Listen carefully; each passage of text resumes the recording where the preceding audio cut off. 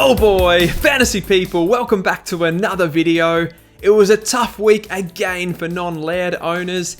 He has been a devastating pod this year. In fact, it makes me wonder, has there ever been a worse player not to own in the back half of a season? That's now a 144 average in his last three, and an array of destroyed weekends and broken families for non-Laird owners. If we look back to my rolling 22s that I did during the buys, he was ranked second for mids, so I did think that he was going to be good, but I could not foresee this kind of scoring. It has been remarkable, to be honest. Just for those coaches out there that are feeling a little bit disheartened, sometimes there's not much that you can do, to be honest. I recently watched a fantasy channel. It's Morgan over at Leatherheads Footy. Great channel, by the way. So if you want to see more fantasy content, it's an excellent one to check out. So he was pretty adamant that he'd made some fundamental trading mistakes since the buy rounds. And of course, there may be some truth to that. I've made a few that I wish I could take back for sure. But honestly, if you miss Laird this year, and in my case, you picked up Josh Kelly, I think for Morgan, he picked up Ollie Wines around the same time too.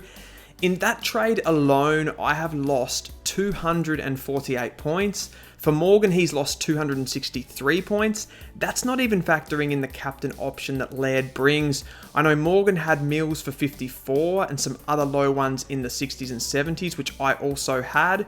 Coaches that have captained Laird over even just the last 3 weeks, which most top coaches have done, have been able to put an extra 197 points on my captains, giving that a total of 445 points for Laird owners. That's just the last 6 weeks. Those points in my back pocket would have me ranked 6th overall rather than the 82nd that I am. So one bad move can hurt a lot and doesn't necessarily mean your strategy is flawed. The game does require some things to go your way in order to be successful. And it does at times get you down. Sometimes I'm actually genuinely shocked how bad this game makes me feel.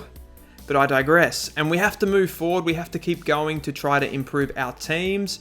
So that brings me to the video this week. It's another important one for us to get our trades right. So who are we going to target this week?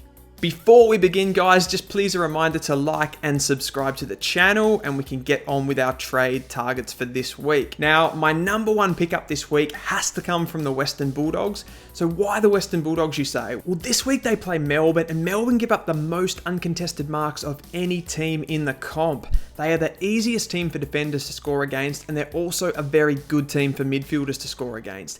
Can you guess who the player I want to bring in this week is?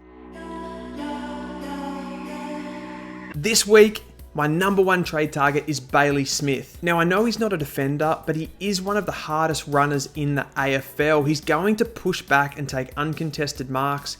He'll get his 50% CBAs and get his tackle numbers up.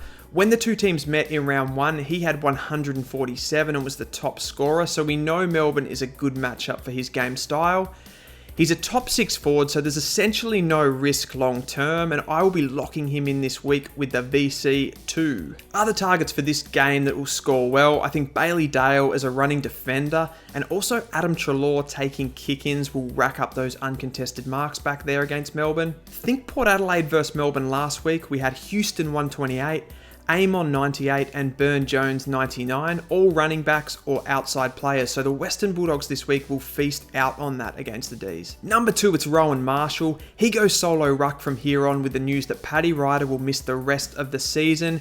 He's a must for me now. He averages 100 plus in games that Ryder doesn't play, and that stat dates back to last year as well. St Kilda are playing a very fantasy-friendly game at the moment, so he's no risk there. This week he comes up against the Eagles, so you should see an instant reward and he'll give you some points on the board straight away. He's underpriced, he'll be a top 2 ruck from here on, and it's an absolute no-brainer for me. The interesting one is Gawn, so I noticed a lot of coaches picked him up last week amongst the top ones. He doesn't look quite right to me, and I think picking up Marshall could be a point of difference to attack that top 100, so he's definitely one I'd jump on.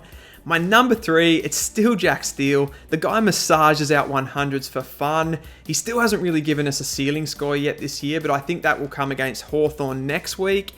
Even with the run home, I still take him over Callum Mills, who has a great draw, and I'm sure will be good. It's really just because I know Steele is going to get that 80% time on ground and the 80+% CBAs. It never changes with him, so it's guaranteed, and he's going to be pushing out 100s from here until the rest of the season. My number 4 boy, it's Zach Merrett. Get this, I picked him up at the start of round 15 for 780k. Since then, he's gone 118, 128, 127, and 131. He's basically the reverse Josh Kelly. He's got a dream run home with Collingwood and North Melbourne in the next 2. His CBAs are up too, with no Parish in the side.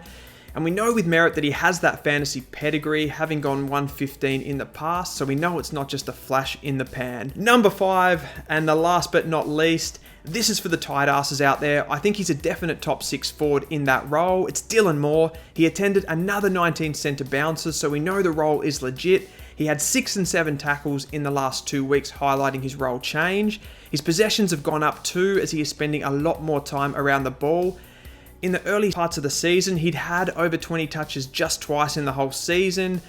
Now he's 2 from 2, collecting 29 and 25 touches respectively in the last 2 weeks. He's just a jet and someone I would have no hesitation in making a play for. Okay guys, so that's my top trade targets for the week. Remember again to like and subscribe to the channel, and I'll see you next time.